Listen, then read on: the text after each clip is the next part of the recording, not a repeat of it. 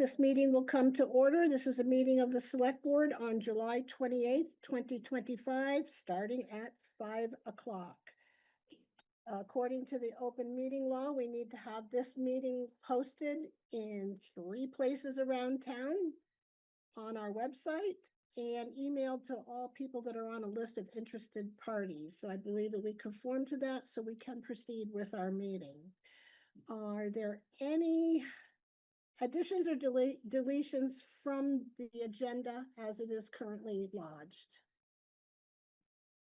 Okay, we're going with what's on the agenda. Does the agenda include public comments? The public comments come later. Yeah. Agenda items are things that need to have either action or on the floor.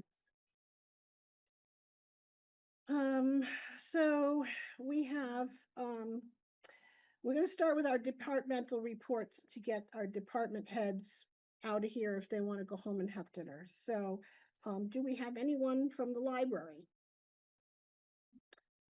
I predict it's going to be vacation season. Nope.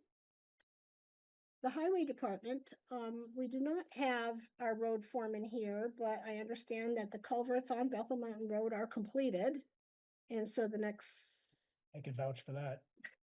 You live up there. I lived there. The next step is waiting for the pavement to arrive. So we're probably on the schedule, and who knows, all of a sudden, bam, they'll be arriving. So there'll be some improvement on the upper section of Bethel Mountain Road. Stay tuned, folks. Utilities operator, Terry, what do you have to say to us today? Nothing, everything's good. Everything is good. The leak issue, What leak is?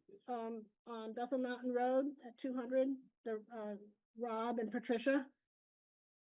Oh, The toilet leaking, yes, that leak issue. You'll be revisiting that to make sure that it's not going on. Terry gave me a nice tour of the water system. So I'm a little more knowledgeable on that than I was before. Thank you very much. Welcome, anytime. Can we move on to the energy coordinator? I believe he's out of town as well, correct? He's on here. Jeff. Jeff. Just need to unmute. Okay, I'm here. Yeah. I guess I want to start off with just a note regarding the meeting with Green Mountain Power. I was not able to attend it due to prior arrangements, but I want to thank Mike, Tegan, Murray, and those folks attending from the high school repurposing for going ahead with that. Mike in particular for getting the legislators involved. We finally have some traction on getting our substation improved so that we can do more with renewable energy. I've asked Green Mountain Power to leave the park or the light installed at the park and ride entrance and to install another light on the blonde pole.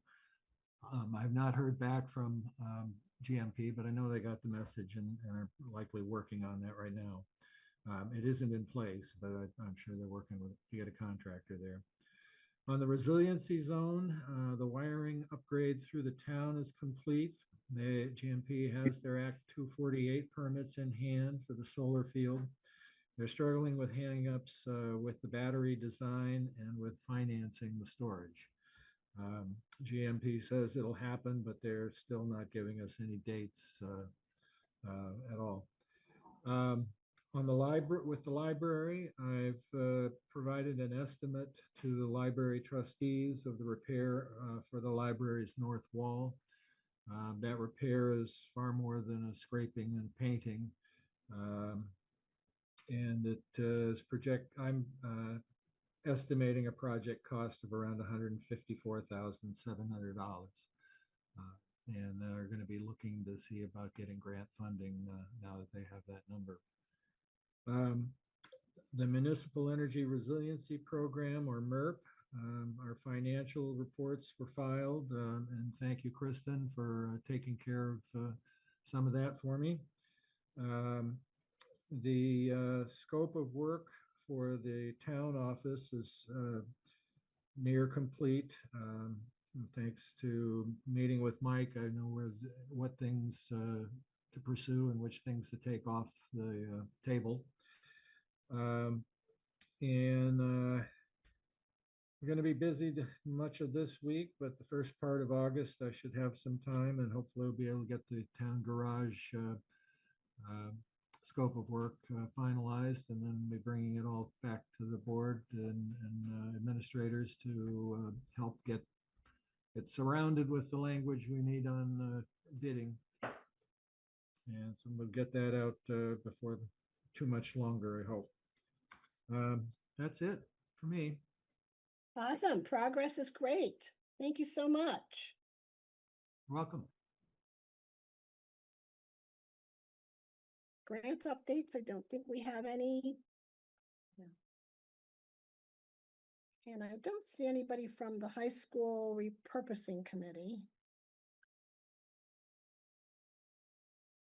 But the select board people are here, so we're going to give a little report. And I can cross over into a little bit of information about the high school. Tentatively, the high school closing is scheduled for August 4th. And the only thing left to do prior to that is a septic tank pumping. We had asked for a report from the last pumping, but we are unable to obtain it. So Jamie Canarney from the supervisory union has agreed to do a septic tank pumping that should happen this week. That way, all the I's are dotted, the T's are crossed, and we would be ready to close on August 4th. It's a date that the lawyers, the attorneys selected.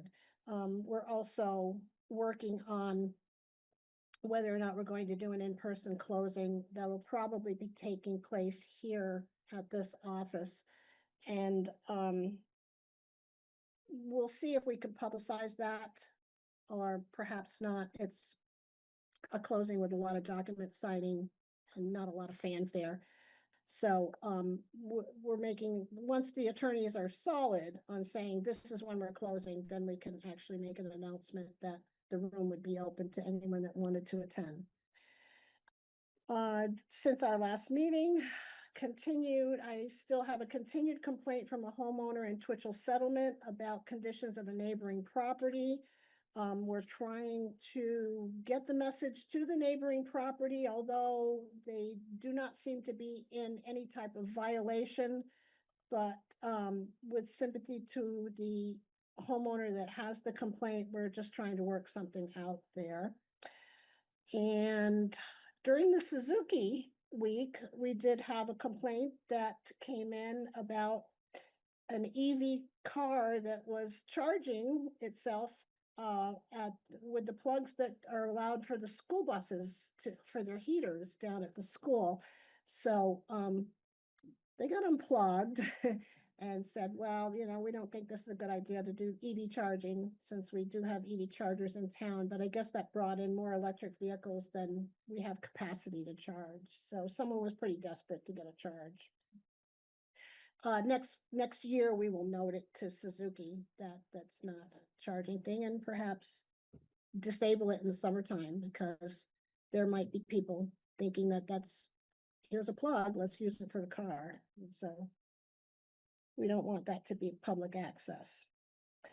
I have been in touch with 3 different oil providers, fuel companies, because we are taking on the high school, and we are anticipating yet one more year this year of using between 20 and 30,000 gallons of oil to keep that building heated. We are putting ourselves out to bid, looking for a good lock-in price. And I do have 3 requests out there. I have response from 2 of those companies. I'm waiting for the 3rd one to get back to me. So I probably will have an announcement at our next meeting of what we are locking in for oil. I could also be packaging the propane with it, but that's yet to be determined. And that is it for my part of the select board. Nothing further from me. Okay. I would like to move along so that we get the meeting minutes approved. It goes very quickly for that. We have 3 of them this time around. And, the first meeting minutes was a special select board that was dated July 8th. And that one was just a quick meeting where we were lodging the tax rate. We had received the figures for our tax rate. And so that needed to be formally, approved and applied so that we all got our tax bills. So, I've read the minutes are accurate, and I move that we accept the minutes from the meeting of July 8th, 2025. Second, All in favor? aye, Aye. The next one is July 14th. That was a regular select board meeting. There was a lot of discussion, this and that. It was a good productive meeting. And I have read over the minutes. There was one typo correction that I would make. And, it's just changing the word will to were. And, I move that we accept these meeting minutes from July 14th, 2025. second, All in favor? aye, I have trouble with meeting minutes. And the last one was July 22nd, 2025. This was an informational meeting, that was hosted by both the select board and the planning board. It was moderated by Dan McKinley. It was done down at the auditorium of the high school. And the subject that was discussed was public input for the, cell tower proposed for south of town at 1030 Route 100 South. It was, well attended and, well spoken, and, there was lots of ears on the meeting. All 3 select board members were there. The planning commission was there.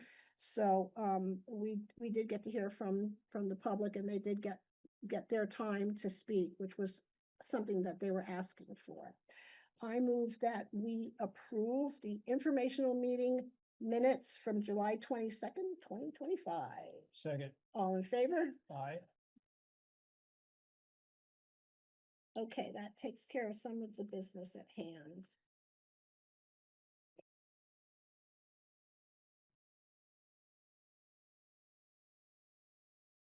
Next on our new business is approving the budget for the end of June. The numbers are all fine.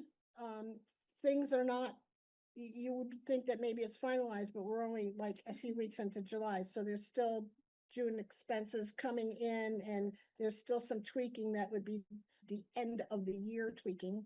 And so, I move that we accept the budget, noting that because it is the end of June, it is not the final budget. There's still more to come to it. second, All in favor? aye,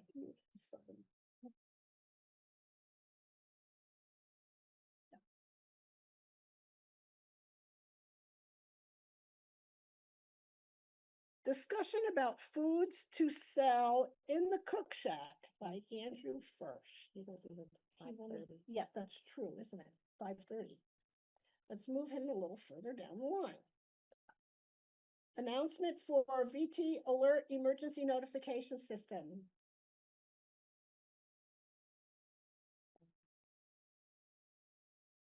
I'm not sure if it's We're trying to Michaela determine if on it's Michaela or Chad Chad. on Zoom. if she wanted to speak or. Mhm. At the suggestion of a community member, Rob Gardner, for one. He was concerned based on the recent flooding that thankfully did not happen here, that we did not have anything in place to alert Rochester residents if there was flooding, danger of fire, Amber Alerts, all of that. Vermont Alert Program is an umbrella of anything that you should know about, a tornado warning. And so the town itself needs to start by signing up, even though some individuals are able to have signed up for the Vermont alerts. But signing the town up means that the alert comes down to certain people, the select board, town clerk, Kristen, Larry Pleasant is another one, and Michaela Richardson. We will get an alert that we can then respond to. And we can pass this information along to anybody that wants to also get these alerts. And all they have to do They would is, sign up through the state or that's what I did, was sign up through the state. And that way your phone will go off 24/7 if there's a problem that they feel you should know about. So we've got ourselves, our Rochester all signed up on this VT alert system. And we have signed off on that. And it is good to go. So thank you, Rob, for bringing this up. And it actually was quite easy to bring this forward so that the whole community can feel safe and knowing that if something were for our town, it would be an alert system that would come about. Excuse me, Pat, Yes, is there a warning siren established? it's an not for the electric last cell 20 phone. years. I mean, the old firehouse had a siren on it, and Okay, it used to warn you when it was lunchtime every day. But, it also warned you if there was, a fire call or this or that. So, no, that's been disabled. There's no warning system physically in the town. It's all on everyone's phone nowadays. okay. We're all looking at our phones all the time anyways. That's where it probably should be. So now that leads us into update discussion on cell tower proposal. Before we start, because I do not see Ben here, I have two letters that I would like to read that were received in the interim since our meeting of July 22nd. So, one is one is very long, so hold on, folks.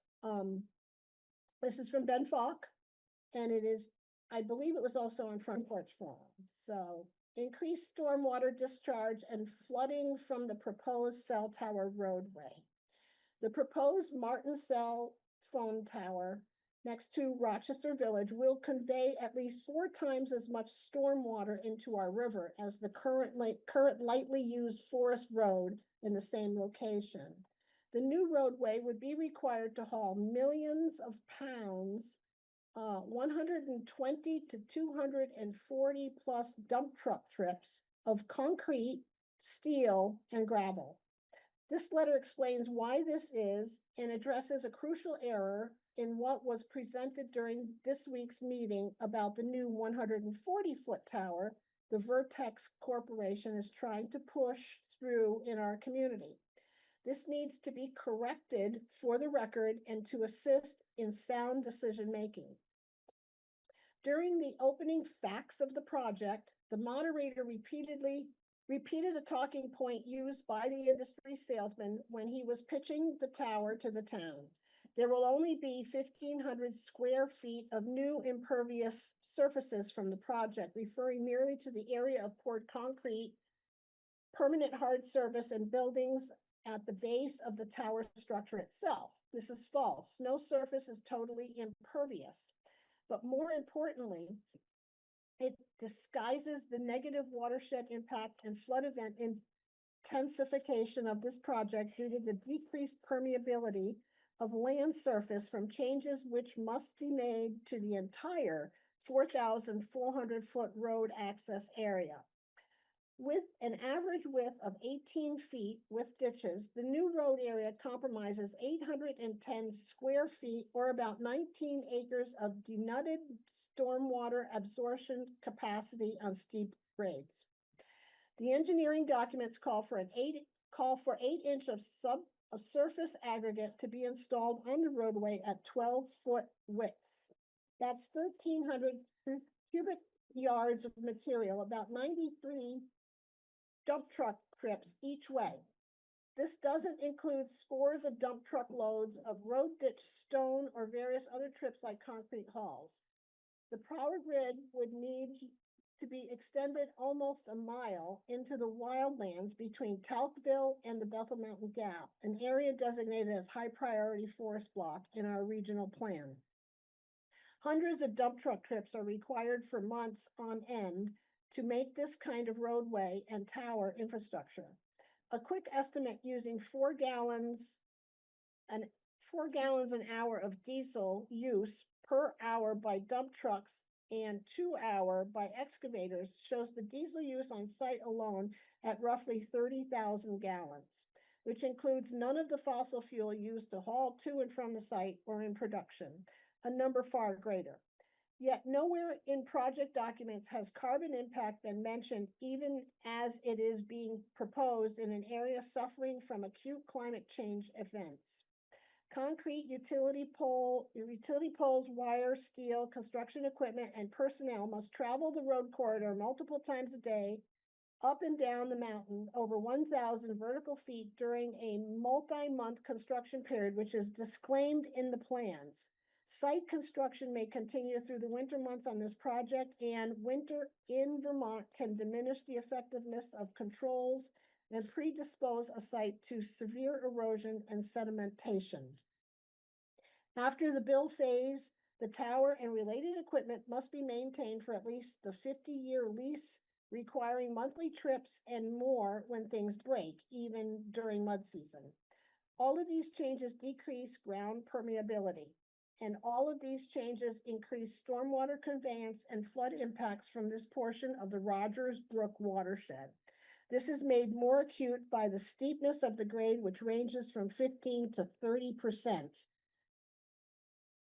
Across the country, severe grades are often not even permittable for such use at the state level. New York State's Stormwater Design Manual reads, development on slopes with grade of 15% or greater should be avoided. If possible, on slopes greater than 25, no development, regrading, or stripping of vegetation should be considered. Proposed road sediment 3, sheet Z-236-5-25, and the project's engineering documents show a grade of 23 to 28.5%. The road would also cross, culvert, and channelize a perennial stream twice. This also increases fluvial energy and consequent downstream erosion and flash flooding action.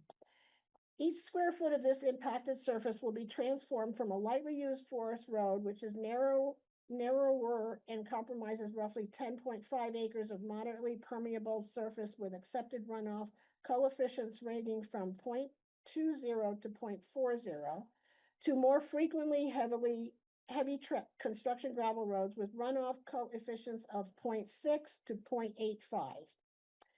Averaging these numbers at 0.30 and 0.70, we can see the difference in stormwater contribution to flood events.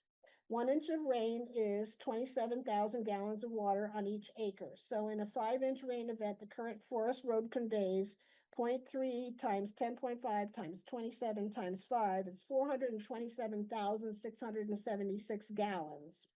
Versus the new upgraded road, which will convey 0.7 times 19 times 27,000 times 5 at 1,805,741 gallons.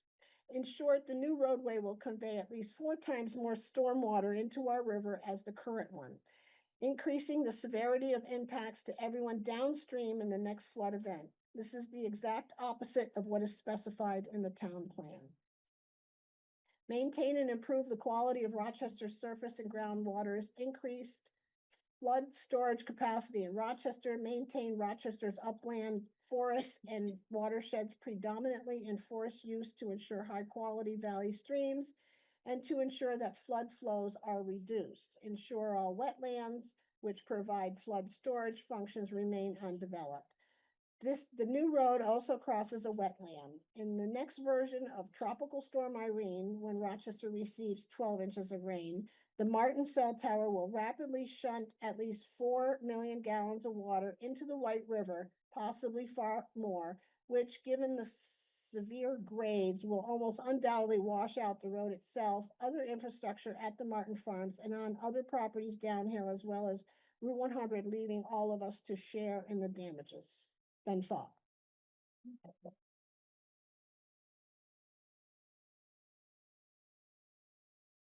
The next letter is from Dean and Connie Mendel. Good day. We are writing after reviewing the project proposal submitted by Vertec on the town's website and attending the recent public hearing via Zoom. At first, we were uncertain about the proposal, largely due to a lack of clarity around the tower's location and its potential impact on our homestead. After learning more, we want to express our support for the project. Reliable cellular service is a critical need in our community for both public safety and everyday convenience, particularly along major thoroughfares. More importantly, we believe this project represents an opportunity to invest in the long-term future of our town. Without infrastructure that supports modern communications, we risk becoming a community in decline, one that struggles to attract young families, entrepreneurs, and the services that make rural living viable. This could jeopardize our tax base and stall economic vitality. We understand that some residents have concerns about health impacts and environmental effects, such as erosion. While we respect those viewpoints, we believe the risks are overstated and do not outweigh the broader community benefits. From our perspective, whether it's a cell tower, solar array, or wind turbine, we are not opposed to the visual impact if it contributes to a healthier, more sustainable future for the generations that follow us. Rejecting this proposal could limit the tools we have to keep our valley strong, connected, and open to innovation. We hope our community will choose to move forward with this infrastructure in the spirit of progress and inclusivity. Thank you for your service and for considering our perspective. Sincerely, Dean and Connie Mendel. And they kindly asked that this was forwarded to a select board meeting and planning commission members. So we'll have that. Those were the two communications that were received to my mailbox, funneled from the town office, since our meeting on July 22nd. Is there any further discussion?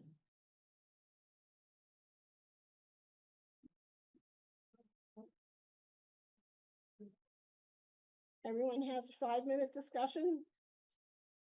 Well, I just have here, 72 signatures, actually 76 signatures, 72 from Rochester residents, not voters. An informal petition to the select board and, the planning board. And it was done very hurriedly in just a few days. And we know there are more coming, but we'd like to submit this right now. Absolutely. Sure.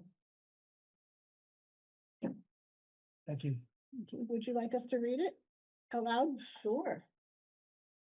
Read it out. Just the top Yeah, part of what okay. what the basis of it is. Petition to the Rochester Planning and Select Boards and landowners Charlie and Julia Martin on the matter of the proposed construction of a Vertex 140-foot tower at 1030 Route 100 South. Whereas the Rochester Town Plan attempts to protect the town's character. Whereas this proposed addition to the town's landscape was not requested by the people of the town, but is an industry-driven endeavor. Whereas this tower is unnecessary for cell phone connectivity for residents of this town. And whereas health and environmental risks are real, but always denied by corporate entities who are stakeholders for profits. We, the undersigned residents of Rochester, Vermont, hereby state our opposition to the proposed Vertex cell tower at 1030 Route 100 South. This is not consistent with our town plan, is a potential risk to our health and well-being, a flood risk, and a perpetual eyesore. We request that you stop this process immediately by whatever means you have at your disposal.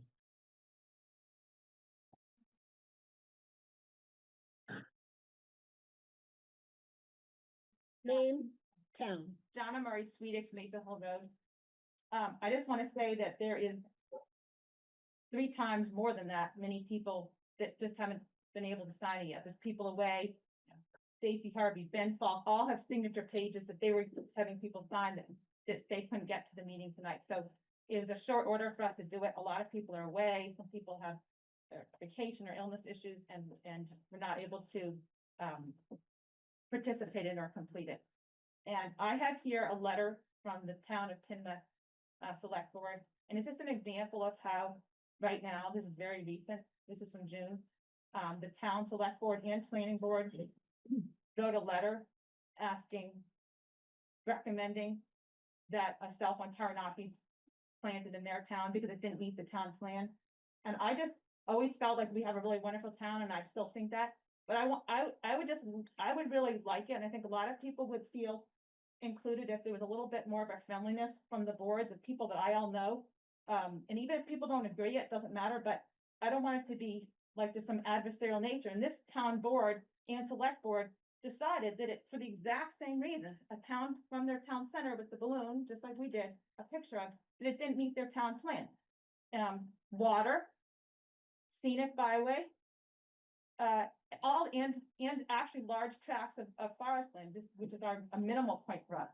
And I would just ask publicly that the select board and the planning board be supportive of what I consider the majority of people that feel it doesn't meet the town plan, and that clearly doesn't meet the town plan. I'm feeling kind of envious of this town that had a select board that wrote a letter in support of the town plan and sent it to the PUC.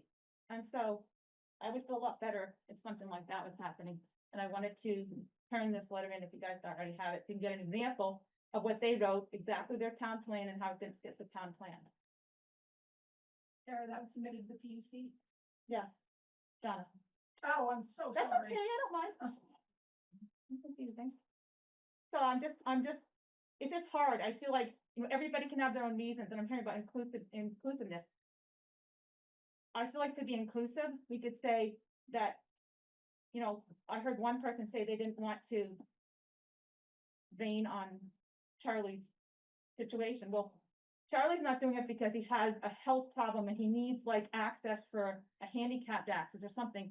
It would be profitable for him. And I'm not saying that everybody would try to be profitable, but it affects a lot of people because it's a high, big thing. And since it affects a lot of people, I think our town needs to look at what our town plan says, and it clearly should not be put on a scenic byway. And there's clearly watershed issues, and there's clearly wetland issues, and there's clearly habitat issues. The health issues is not part of the town plan.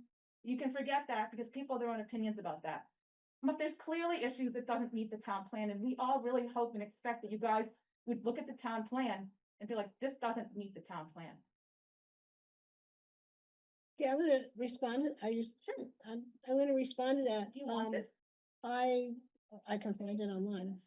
I'll make sure I download it. Right.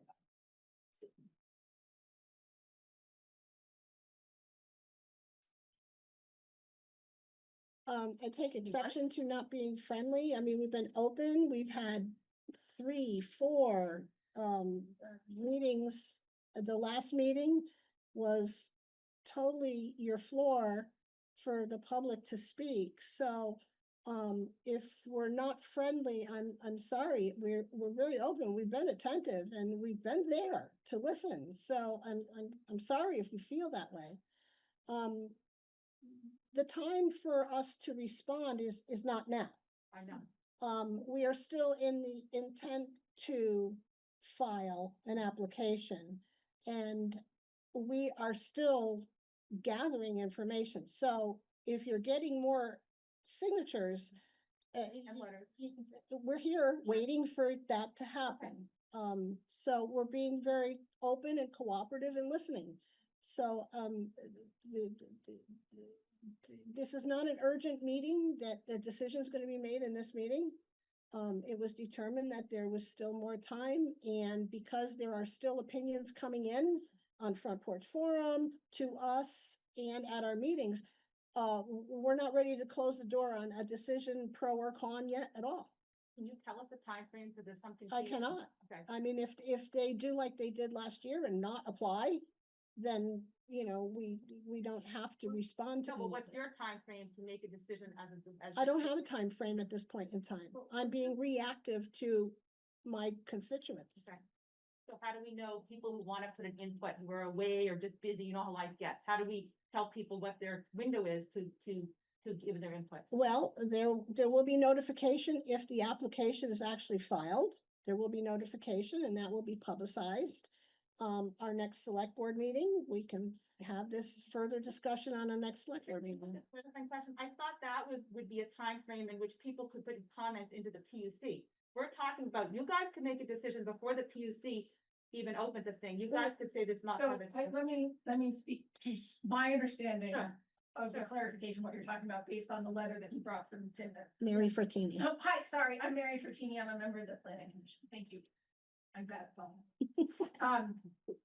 My understanding is that the proposal at Tinmouth is in the same status as our proposal, which is to say they are still in the advance notice period. They have not filed the application Right. for the permit, nor has the application been declared administratively complete. That was my point. Okay, so there are multiple time periods, but there are two salient time periods right now. The advance notice period, which we are in, and then the period of time after an application has been filed and declared administratively complete. Right. So my understanding is that individuals, municipal legislative bodies, municipal planning commissions, and regional planning commissions are free to submit comments. And let's say comments generally, widely, right, written things Sure. to the Public Utility Commission at any point now. Comments that are submitted once the application has been declared administratively complete have a different legal status. And so have to be filed, let's say, more conscientiously to make sure that you are filing them Sure. in the right form, in the right format, with the right signatures into the right. Sure. So I would say that you are, and I'm speaking for myself as a member of the planning commission, not for the planning commission or for the select board. I would say that you are correct, that we are free to submit comments, public comments in writing to the PUC at this moment. I don't feel like that is the best use of our time as a planning commission right now. And so I have not suggested or encouraged that we do so. I understand. And if you want to ask, I would say, come, I don't want to take up too much of the select board's time to Oh, say if- why I feel that way. But that's, to me, that's my understanding of both I the two understand. different time periods, how Tinmouth is similar and where we I are. think probably I have the Yes, exact I, understanding you have. and that's- I guess what I'm saying is it's a little bit Address frustrating. your comments to me. I think it's a Okay. little bit frustrating to feel like a lot of people, speaking for people that are gonna be directly affected, very close to it. I feel empathetic to, feel like they have to do a lot of work, jump through a lot of hoops, and they are feeling like they wish that the townspeople that they have representing them could speak out, and it might eliminate some of the, runaround that other people have to go through. That's just, Okay, that's what. thank you. Deb, I'm gonna let other people speak before. Well, just one thing relevant to this. What about the 60-day period, which I understand was up this week, and I thought the 60-day period was the relevant time. So the 60-day, you want me to, I don't have to answer. Yeah, this. you can Okay, address it. I've been knee deep in the PUC document. Yes, she all has been. day and all week, so please forgive me if I give you much more detail than you want. My understanding of the advance notice period is they have to file a 60-day notice of an intent to apply, which they have filed. 60 days since they filed that notice is, I believe, tomorrow. 60 days does not mean they have to apply. It means they cannot apply before the 60 days. So they may have filed their application anytime starting tomorrow or for several more months. There's a certain period of time that they have to file or the docket will be closed. And what happened last time was they filed a notice of the intent to apply, the 60-day notice, and then the period of time in which they had to file the application passed without them actually filing, so the docket was closed. So one question that came up on Tuesday night is, why are we doing this still or again? And the answer is because this is a new project as far as the PUC is concerned. So that's my understanding of how the 60 But I days. thought the 60-day period was when. Deb, thank you. You're supposed to. Thank you. We have someone on Zoom that wants to speak. Okay. Go ahead, Nanette. This is Annette Smith with Vermonters for a Clean Environment. this is a very confusing process, and I have been working with town select boards, planning commission, citizens over and over and over again with the flurry of tower applications. So Mary Frattini just said that you could file a letter with the PUC. The PUC does not care about what goes on at the advance notice. They don't pay attention to it. So what the purpose of the advance notice period is, it's the opportunity for the community to communicate with the applicant. And so there are any number of letters that I could share with you that are advance notice letters giving the company the sense of, should we proceed with this or shouldn't we? Is this a starter or a non-starter? When a community, especially town boards, stay out of the advance notice period, you're not helping the applicant or or anyone in the process. So I appreciate the public hearing that you held and the presentations that you've had. If you could take the time, and I understand it's very challenging for boards to write letters, and some towns it's just the planning commission, some towns it's select board, some towns do it together. But it is something that if you put comments into the letter and submit them to the applicant via EPUC, then in the advance notice case, then the applicant, if they choose to file a petition, will respond to those comments in their petition. Now, sometimes companies get a heads up, you really need to rethink this, or you need to lower it in height, which they did once already here, or there are a lot of issues here that are a problem, or green light, gung ho, go for it. But now's the time for you to talk to the applicant through the public comment process. Be aware that once the petition is filed and determined to be complete, you have 30 days. And given your meeting schedules, you may or may not have a meeting, but you will need to get your comments in, or your recommendations, which are given substantial deference by the Public Utility Commission. And that's a very high standard. It's higher than what is given in energy projects for comments from towns. So your select board, your planning commission, and your town plan and the regional planning commission comments all get substantial deference, but as of now, they have to be in on day 30. And so I've seen some towns submit a letter to the applicant stating whatever issues they have, and then they've taken the time during the advance notice phase, and then they submit the same letter, but just revise it slightly for the petition phase. So I am happy to offer any clarification about the process itself. I will note that Jeffrey Gephardt did say Act 248, and Act 248 is the mental health confinement law. And so we're all talking about Section 248 for energy projects, that's 30 VSA, Section 248. And for telecommunications, it's a completely separate statute. I highly recommend reading it. It is very prescriptive. Section 248A is the statute. It's one of the most prescriptive statutes in Vermont law, and it contains all kinds of things that municipalities can do. So thank you for letting me speak. Thank you. As a footnote to that, we can call a special meeting at any time if we needed to make a decision that was timely.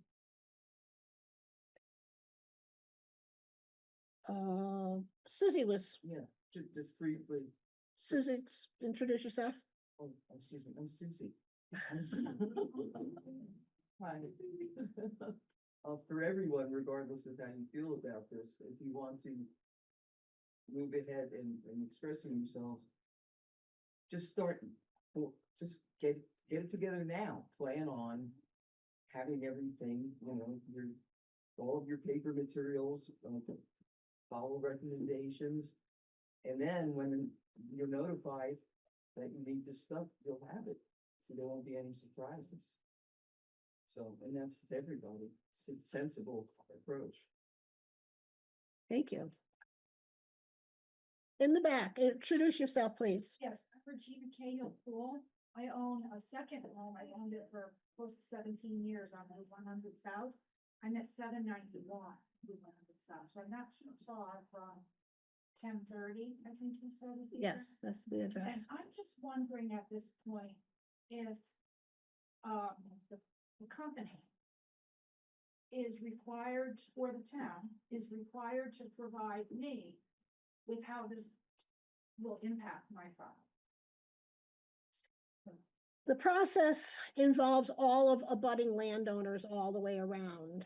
And that was a good lengthy list. So that's the extent of what the process is required to do. Are you saying they did that already? Because I haven't received it. Are you an abutting landowner to that property? Well, I guess maybe I'm not. No, I don't believe so.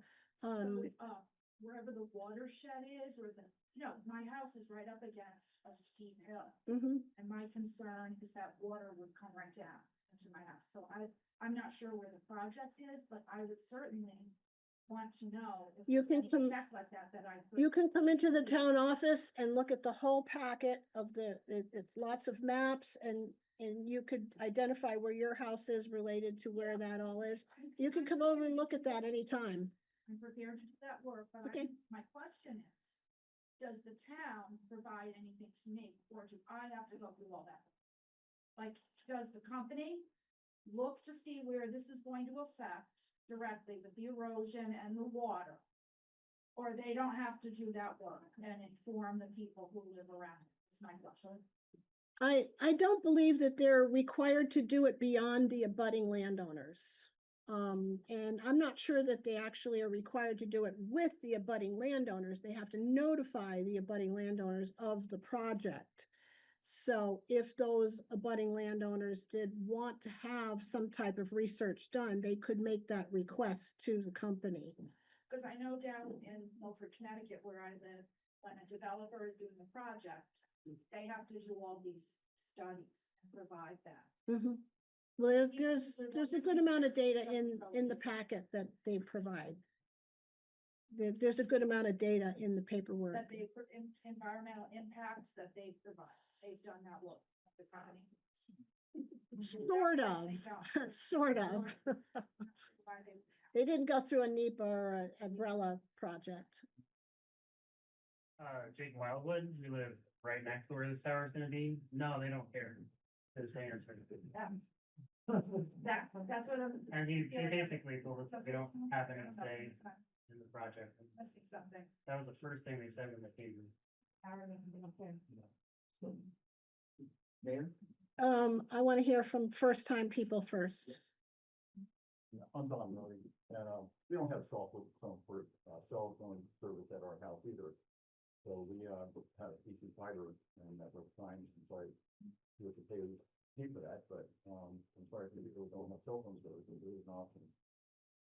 Secondly, I'm concerned about, things we don't know about, EMF from our tower. We really don't have that information. We don't have enough experience in cell phones, we don't have enough experience in cell phone towers, but this is something that's gonna be there for a long time. I'm concerned about that. And what this really is about a company that wants to make money. There's a big corporation that wants to make money. There's no referendum on the town, do we want cell phone tower or not? We don't have a choice. It seems, it's acting like we don't have a choice. It's really up to the people of town, I think, as to whether they want it or not. And not up to a big company that wants to make money. I would like to just make a footnote, and it's very neutral on all of this, so, but there is a Vermont law on the books, a statute on the books that Vermont did probably 15 to 20 years ago, saying that they were intending to bring broadband and telecommunications to every part of the state. It was their intent to do all of the major thoroughfares. They have done 89, they have done 91 for the most part.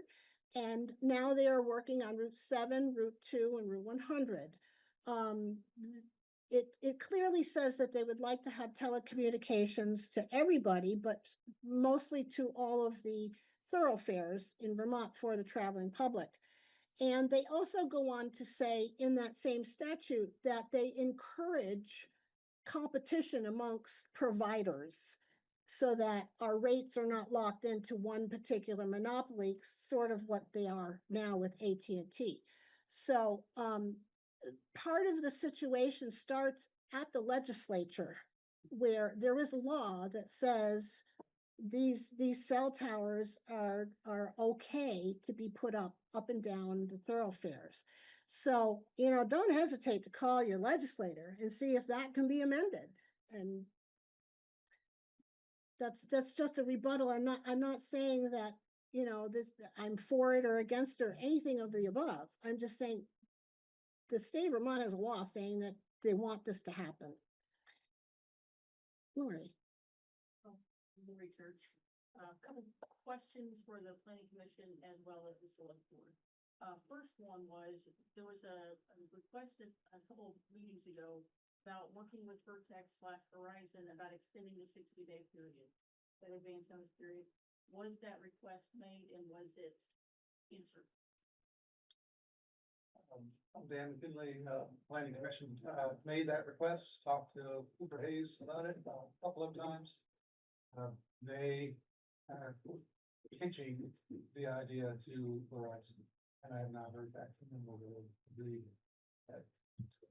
Okay, thank you for that. So the follow-up then is that 60-day period, if they decided they don't want to play ball with us, tomorrow's it. They could file tomorrow, which means we need to have our response ready, because the advance notice period is our time to be able to respond to those questions. So first question I would highly suggest our select board and planning commission ask Verizon, since Pat, you mentioned the Vermont state law, there is a requirement in Vermont statute to co-locate. They have to prove, Vertex has to prove, which is not in Vertex's best interest to co-locate, because then they'd have nothing to build. So it's in Verizon, should Verizon co-locate in our church steeple? Encouraging competition is fine, but co-locating is required. So we should post that question on the EPUC site to Verizon, and they are required to respond to it. Second thing is because, or third thing, I guess, really, because our advance notice period is expiring, and they could file any moment, which gives us only 30 days, and things happen very quickly, from everything I've understood, we need to be ready for the response. So my question to the select board and the planning commission is, when do you expect to have a response? Because I think it's going to be required. They're most likely going to file, and we can't scramble after the fact. We need to scramble before the fact. There have been multiple meetings. You have the petitions. You've heard from pros and cons around the community, and we have the town plan, which really is more important than any of the opinions that anybody has. When will the select board and planning commission decide on how it's going to be supporting the town plan? That will be determined by the select board when the application is filed. So you're saying you're not going to happen, reactively. So you're not going to be proactive. But it about will planning be for it. immediately reactively. But this also gives more time for gathering petitions and signatures and things. We're leaving the stage open for more input. As you can see, besides the same people that we have seen, we do have a few more people here today. So the concept, the idea, and the opinions are expanding. So we're still all ears. Can I respond to You can. Lori's comment or question about the Dan McKinley again, Planning Commission? I have asked a question about you mentioned co-locating. You were talking about the church? Yes. Tower. Okay.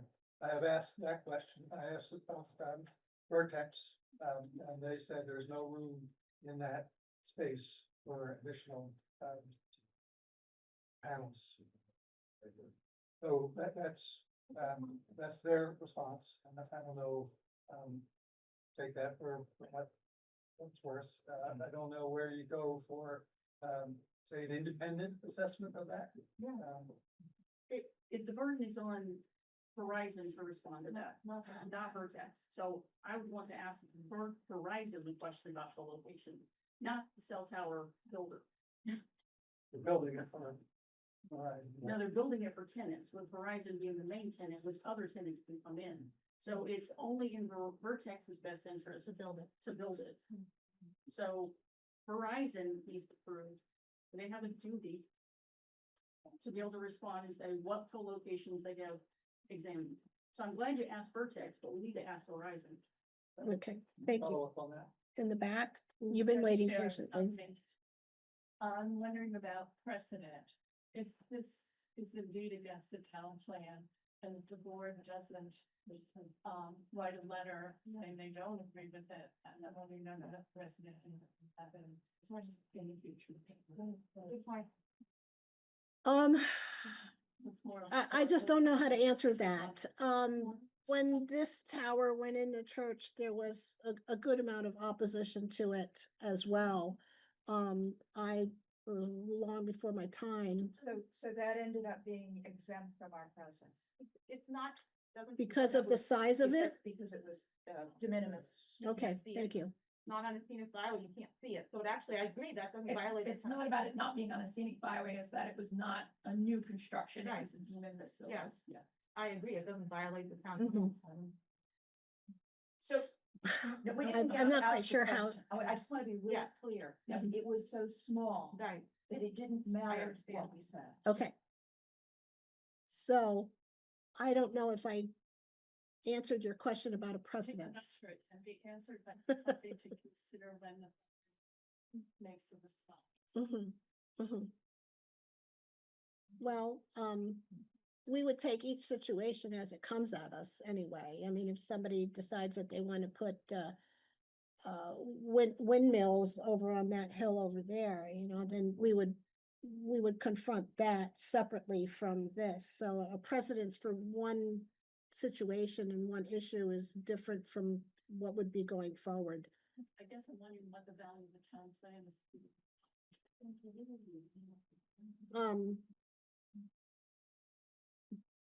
The value of the town plan is what was decided at that time, what was correct at that time in a world that's moving.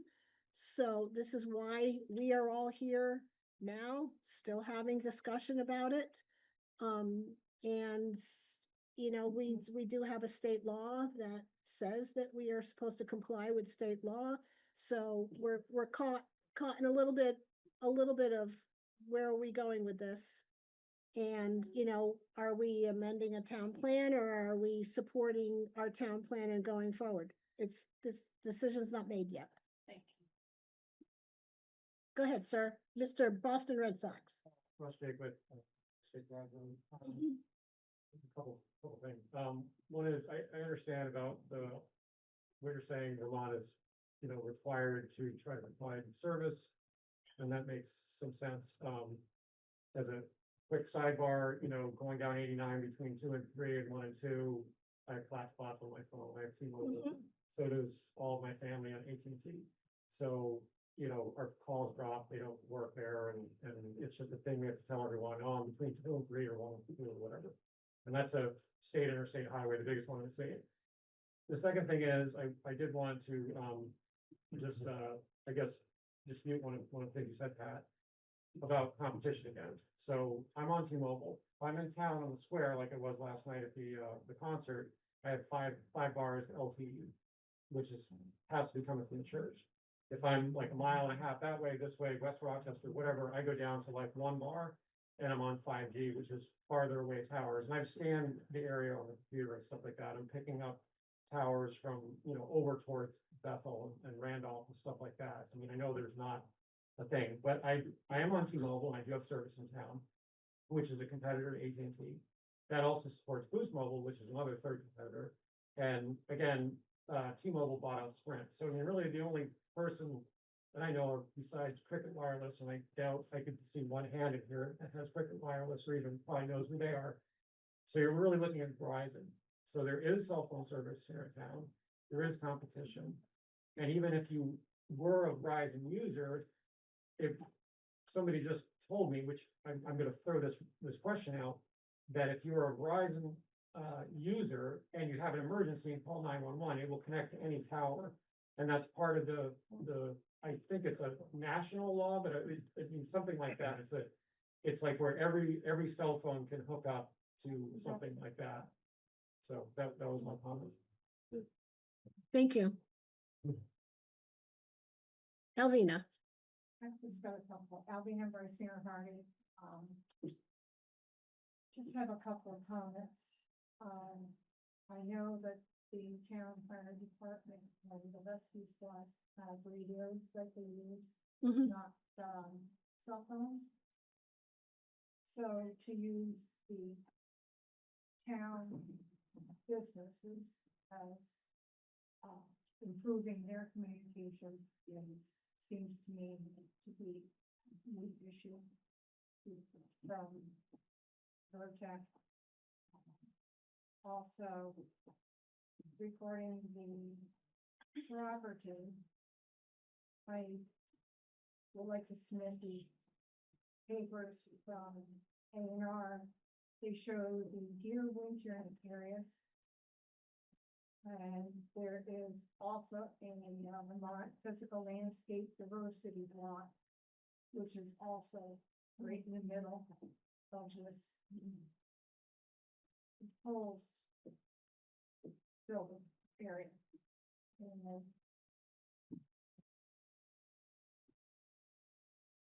I'm glad that we have engineers, but I've been talking about also there, it's a fairly good sized wetland, which there's a couple of them. Some of them are just diurnal pools, but and it's not only deer, you want that as well. And here in spring and fall, more just. Mhm. Not As just well as one. turkeys. And turkey, not just once, but several times. It's a wildlife habitat area. If they go up and start clearing and knocking down trees, it's going to destroy everything that's up there. It's going to change everything overnight. So I would respectfully ask that the select board and planning commission deny their request and, possibly work on changing our town plan to make it have a little bit more teeth for the future. Thank you. I'm sure the PUC is looking at all of these too. These are state documents and it's a state organization, the Public Utilities Commission. So I'm sure that they take this all into account. But it is so noted that we will remind them to take a look at that. Yeah, thank you.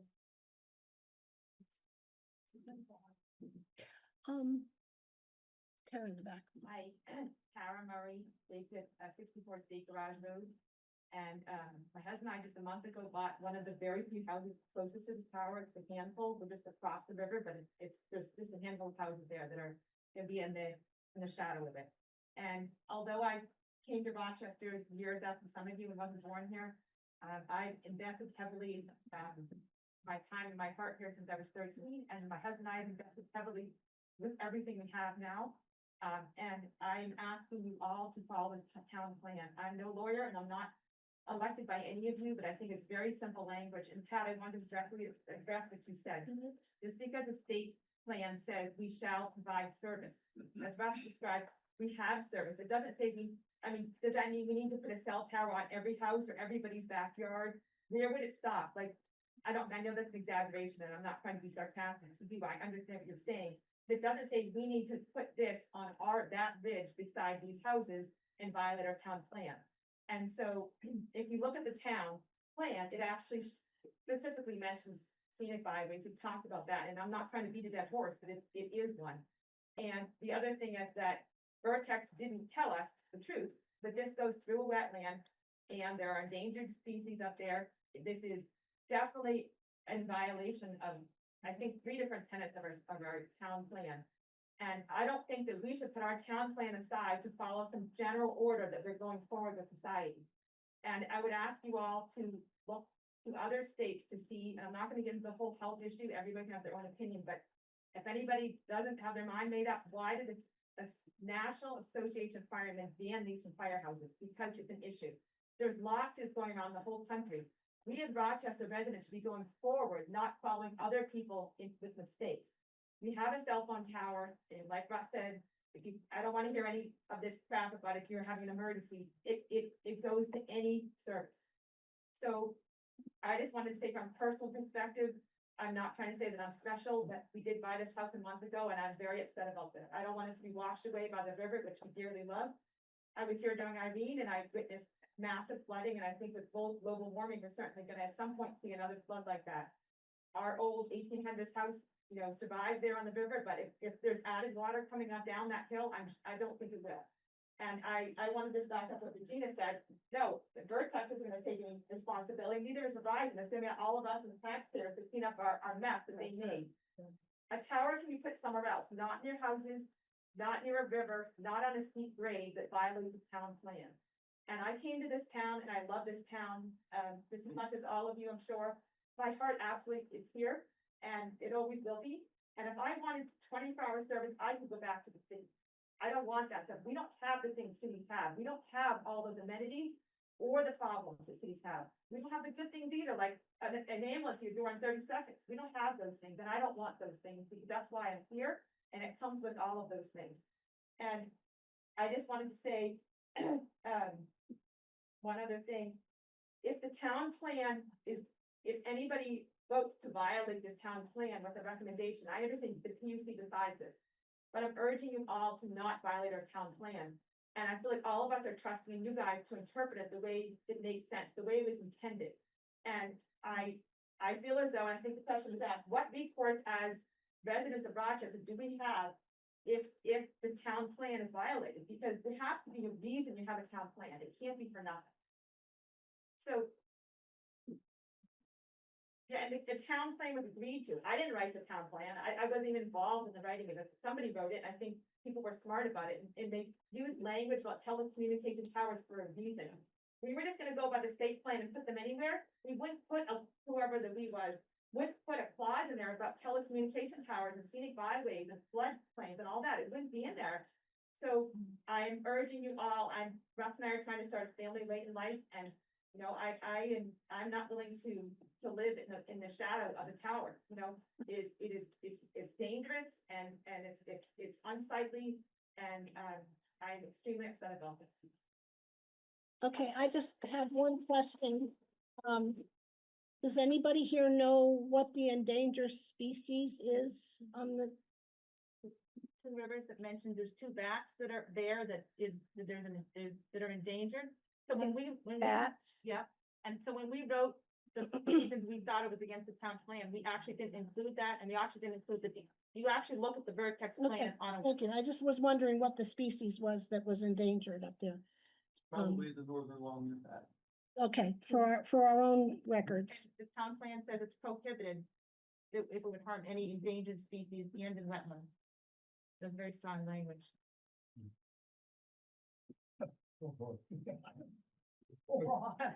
You have been waiting very patiently, sir. Identify yourself. Rochester. Thank you.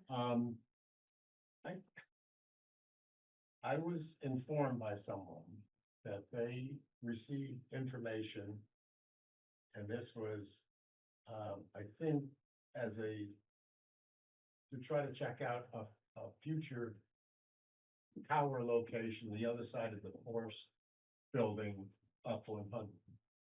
And I don't know if that's a rumor, but this person said had actually received information on this.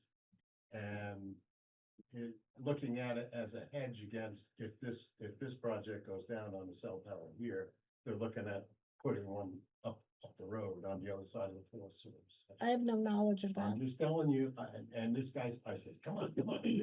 That's just a rumor, isn't it? He said, no. I have information, written information about what they're planning to do. So anyway. So Vertex has been sending letters to landowners. They approached two people north of town. They both refused it. I spoke to both of them personally.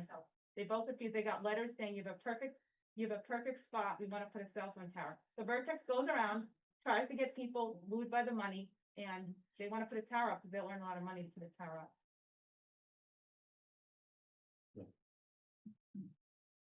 Is there anybody else? Okay, I'm gonna give Dan an opportunity here. So town plan comes up over and over again. We fully intend to review the town plan, look at the town plan. We're not setting the town plan aside in any fashion. in any way.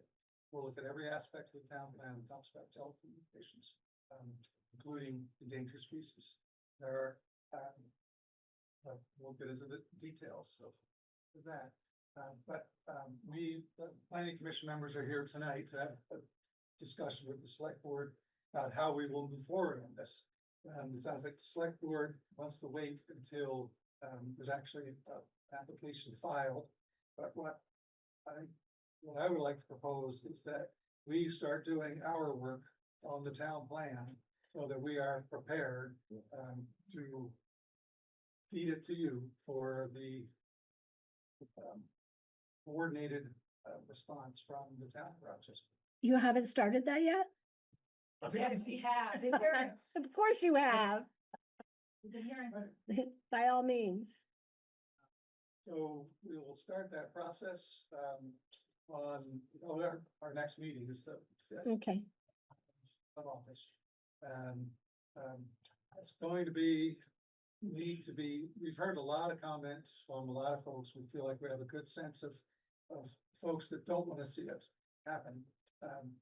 Not a lot of voices out there saying yes, yes, letter from the Mendel's. I don't know how many other, Justin from Route 73. That's either here or there. We'll look at the town plan and evaluate it. But we're gonna need to do that without taking lots of comment during that process from visitors. So it'll sort of be, it's not executive session, but. No, it's not. a special, a special meeting. We'll be hashing it out amongst ourselves, looking at the data, and may not happen in one meeting. As Alvina said, the Vermont A&R Natural Resource Atlas has lots of information. Yeah, There are I numerous was on it today.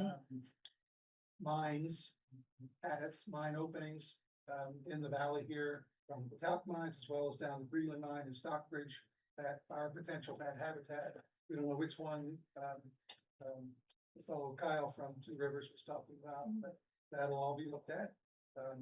Critical habitat, Alina, is a very specific thing when you're talking about rare, endangered, and threatened species. Critical habitat relates to critical habitat for those particular species and their viability of the population. So we'll have to look at that. And you're finding that. It's interesting. So, I'm trying to do it already. we've spent a lot of time listening to folks, and now we're gonna roll up our sleeves and do our work.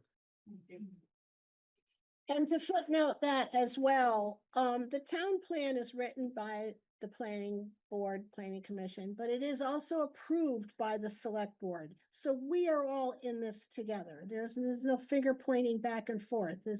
We are all part of the town and we're all part of the town plan. Bruce, Today I meet to the board, Bruce Jones, Rochester, Vermont. will the total amount of people on the board be involved with this undertaking of understanding the plan and how it affects? Yeah, Julie Martin will recuse herself from any work on this. Thanks for asking. Any other first timers? I think I'd like Alvina. She's next. Just for the planning commission and for the select board. These cell towns are relatively new technology to our area. The health effects are now being discovered for them in various areas other than ours. And I would also appreciate it on behalf of everyone here, and those who are not in attendance, that area also be covered in our town plan because it's a critical piece of information that we need to have good soon. basis of it. It wasn't there in the past, but it's here now. It's smacking a lot of people in places. We just need to have that information in the town plan that we can say yes or no to that, and to have it for consideration. And also, these cell towers are relatively new technology for us all. There'll be something else coming up down the road that's going to make things a lot easier. Yes, we don't all have cell phone coverage at our homes. Doesn't matter. We can have a landline, and we've made do without it for 50 some odd years. My case, and you just make do. Eventually, at some point, you know, if you've got UC fiber, you can get cell phone service, and that's a wonderful thing. There's other technologies out there that are available at this point in time that we don't necessarily need cell phone. And I think, you know, people that really want cell phone tower would investigate these other possibilities for themselves. Thank you. Kara? Hi. Kara Murray again. I just wanted to ask a follow-up question of Deanna McKinley and Pat. Pat, I love you, nothing personal, but twice when the town plan was asked about, your Pat's response once in the meeting here tonight was, well, we may just need to look at the state plan. Let's basically do the, kind of like go above that. And I'm just asking you guys for your assurance. Are you going by, because as far as I know, you're town elected officials, not state. So how can we be reassured that you're going by the town plan? This has nothing to do with a state plan. Because a state plan is, it's a general guideline to have communication, like, oh, we shall have roads in Vermont. It doesn't mean you put a road through someone's old cemetery, you know what I mean? So how can we be assured that you're gonna actually look at the town plan that's for this town? This is why we all live here. Well, the town plan is a town plan. The state is not a state plan, it's a state law. So we have to look at all of it. And we have to base our opinion based on all of the facts that surround us from all different levels. I understand, but the town plan doesn't violate state law. It- It's just, it's making exclusions. You can put a tower in the middle of the park, you know what I mean? So, obviously, we're not putting them everywhere. So, Dan, specifically, if you just said we're gonna look at this, you're gonna dig into this and look at the town plan, how can you be assured that you're actually looking at the town plan and not kind of We're gonna look at the I was town. looking at all of it. That's what we're gonna look at. I don't know that there's that's our, But is it your job to look at the state law that there shall be communications, like there shall be roads? It doesn't mean that we have to put a road. that's just the state law. That says, yeah, we're gonna try and cover the state. That's there. The state law did guide the drafting of the. I totally get that. I get that, but it was drafted with that in mind, I would hope. So again, I would urge you to look at the town plan and realize that just because it says we shall have these things, it doesn't mean that we're gonna put them everywhere. Because then we put them in your backyard, in our backyard, and we put highways for everything. You know, We'll be looking at the town plan. thank you.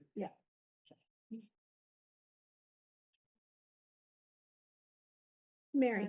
Yeah, so Mary Fatini, Planning Commission, speaking for myself as a member of the Planning Commission.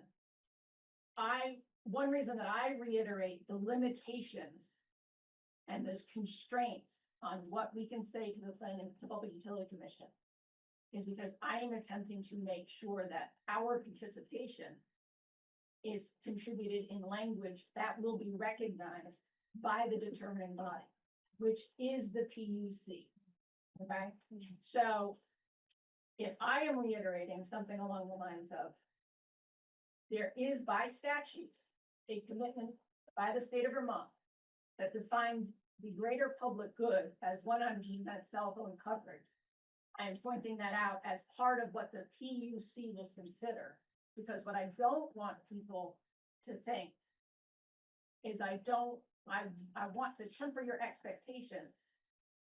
And I want to make sure about that we are working within the constraints of what we do. So our vision, my vision for what we're doing as a planning commission is to take the town plan and work through it. And then our comments to the PUC reflect what we find in the town plan. And the PUC then has to consider other constraints of state law. So you are correct. Our job is to interpret, apply the town plan. But I do want people to be aware that the town plan is not determinative. There are lots of other things. So if I repeat it, that's why. Thank you. For myself. I appreciate that because I'm not asking you guys, but the PUC is gonna say, I know you have no say. I mean, you have no decision making. But I appreciate you looking at the town plan and making a decision, a recommendation, which for all of us in this town. Yeah, thank you. I have to say something, just going forward in the future, personally, people that are serving the town, in my opinion, are doing it neutral, coming to it with a neutral position and doing an excellent job with it. And there's a lot of anger here, and we can just discuss this. It's an emotional thing. I prefer not having another town. I prefer having a horse instead of a car. So, I mean, we can take this forever, but we all need to take whatever responsibilities we have to not only further our positions, but to cooperate and contribute to the understanding from everybody's perspective. And that includes, and I've heard a lot of applause for people speaking against this. I would like you all to applaud our committees. Don't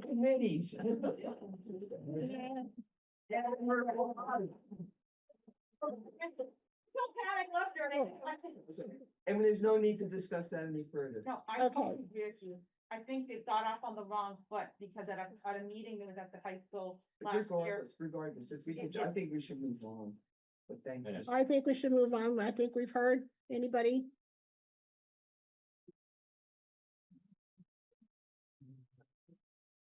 Go ahead.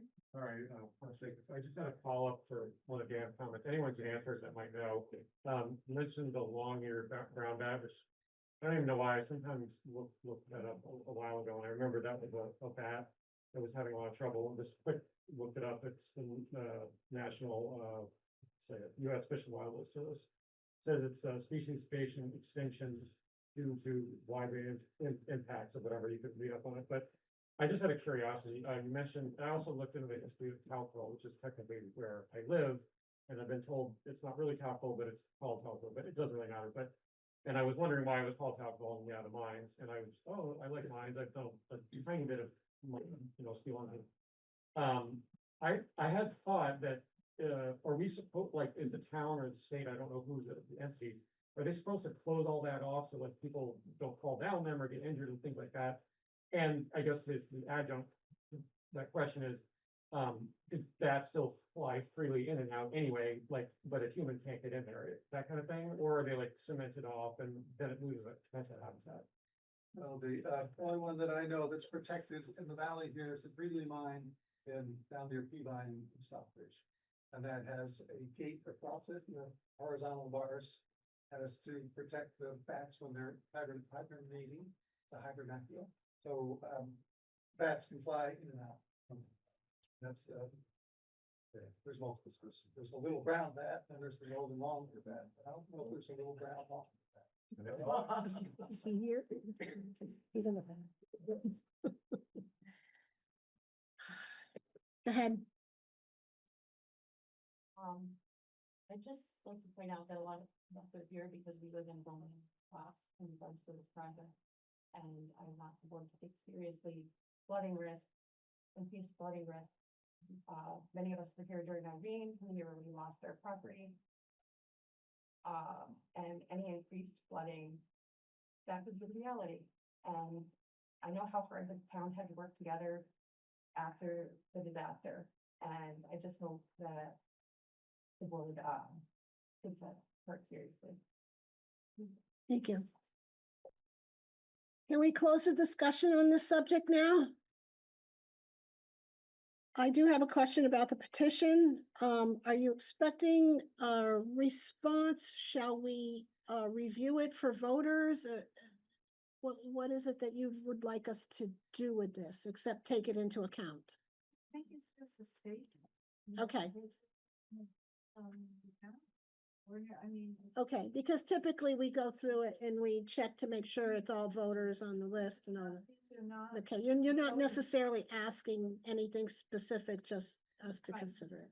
Okay, I And just if wanted to they're be not clear about that. They're resident. Yeah, right. So I just wanted to be clear on that. Should it be uploaded to the EPUC site? To show? It possibly can be, yes, yes. Mm, I just got it, so I haven't even, it was read out loud, but I haven't absorbed it yet. Okay, I have someone waiting patiently. Andrew, we're moving on to a whole nother subject.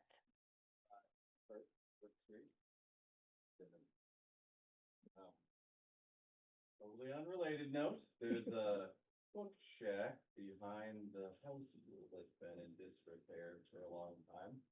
And I have a non-shop called the Pen Program, which offers low and no cost programming to children in town. I've been running it since my family and I moved here about a year ago, so I offered summer programming last year and offering again this year, did school year programming while I taught at Rochester Elementary.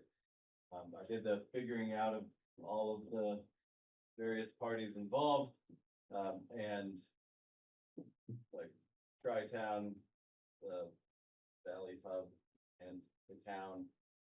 And basically was just coming forth with the hope to get approval, or at least not disapproval of the idea of reopening the Clip Shack to provide an opportunity for a social gathering space and food on days I would consider off days for other businesses, which would start ideally with Tuesdays when there almost nothing is open.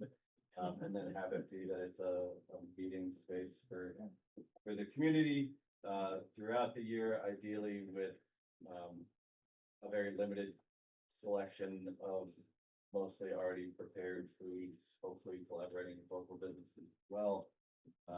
And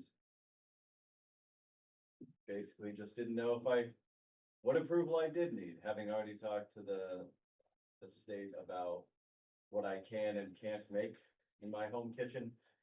It's not ice cream, unfortunately, but is almost anything else. There's no way we'll make enough money to cover the amount that you can make before they start regulating. So that's all I had, but I was just hoping that, yeah, thumbs up, yes. My answer to that is who, what, why, when, and where. So let's just kind of touch base on the ones that do apply. Are you doing this as a nonprofit that's an organized entity, or are you doing it as the leader of your program? So it'd be through the Penn program, which is my 501. So your students will be participating? Yes. Yeah. Okay, And then the when is as soon as humanly possible, ideally before the end of the summer. A dozen volunteers have already helped clean it out, move everything for Tri-Town, repaint it, remove old stuff from it, and then a number of people in town, you may have seen my front porch forum post yesterday, but a number of people, everything has been donated, or offered to be donated so far, other than a small freezer. And then what other ones? What did I miss? well, what is your goal? What, who, what, why, when, and there? What to better educate your students? Are you trying to fundraise for school trips, or what is the goal with what you're going to do with your profits? So it's a mix of things. The profits would go towards programming for involved students. And for future students. Again, I'm not envisioning that there will be huge profits from this as much as it's trying to do two things. That's the first one is what the young people who've already been involved have done, which is the process of cleaning and trying to understand a process like this. And preparing a space, but then also like the ideation. If you've gone down by it, it's painted, but it also has the logo. They've decided the name would be Queens. And so it is the process of running a business while also providing a service to the community in the same way that the farmers market is absolutely wonderful. The Sunday concerts are wonderful. The harvest fair, Halloween, all of those things. It's just trying to add something additional while having students be the primary spot as opposed to just attendees. And where would you like to locate this? Oh, the ball field behind the high school as an actual, like, cook shack that used to be used apparently. I was not here for that, but, they sold hot dogs, I know, 'cause there's all kinds of weird hot dog supplies in there. But it would be there with the longer term vision being that then it would be a space for connecting for folks who are in both of the school and the out. Okay, and this will be on the high school property? So yes, it is. Is it the elementary school property? So it's not the elementary school property. It is on the new high school property. Yep, every bit of information I've received is that it's the high school property, not the rec department property, not the elementary school property. Okay, so then it would ride along. I don't know if it would need to, ride along with the high school concept, the Valley Hub concept, I should say, rid of high school. And,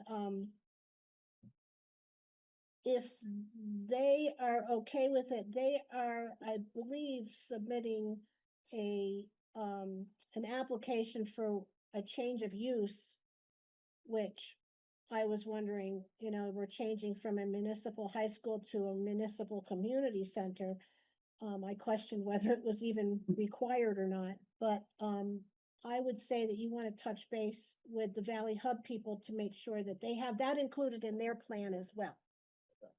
So I have chatted with them and their general response was like, great, someone wants to do something Mhm. that would offer something to the town. I, for one, as a town official, don't have a problem with it, but it's good to get it out in the discussion, and then something may come about, more questions may come about. And if it's okay, we would like to put it on the agenda for a decision on our next meeting as well. Because this one was not, this was discussion. And so this way it puts the word out to the town. Hopefully it is reported and you did Front Porch Forum. And so that way we could probably say, gives time for a little feedback. Alright. And with that said, I mean, I think it's fine by me. Okay. Good luck. We have to put some signage out by the road, though. Well, if it's good food, the word will get out and they'll show up just at the hardware Tuesdays. Especially on Tuesdays.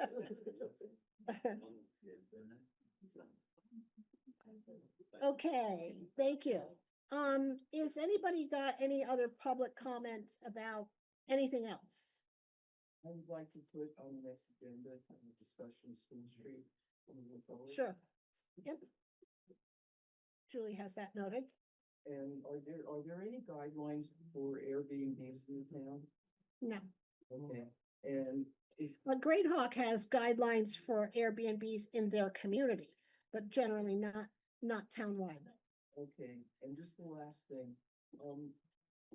40 Merrill's place is kind of an eyesore down near south of town. Oh, his yard sale? Yes, that, and he also has a sign up that there's an apartment for rent, and I've had people coming by my place asking me if I know anything about. They said that they called and they're told there's no apartment for rent, so I don't know if you can ask, take the sign down, but Been there for like a year. it'd be a good idea if you did. I don't know how much power we have to make that type of demands. What about cleaning up the unit? Same thing. If it's not a health hazard and not much we can say or do about it, like we're learning with Twitchell settlement as well. So, it can bear mentioning. Yeah, yeah.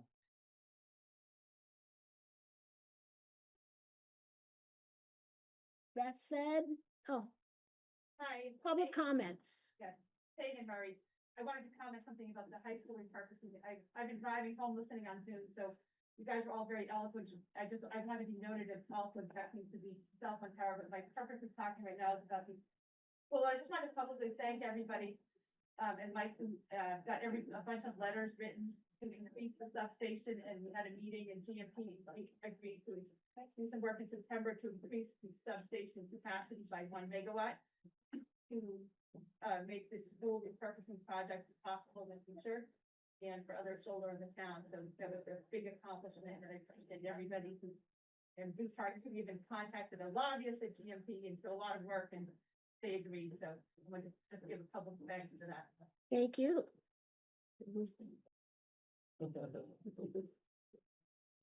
And on that note, I move to adjourn. Second. All in favor? Aye. Thank you all. Thank you.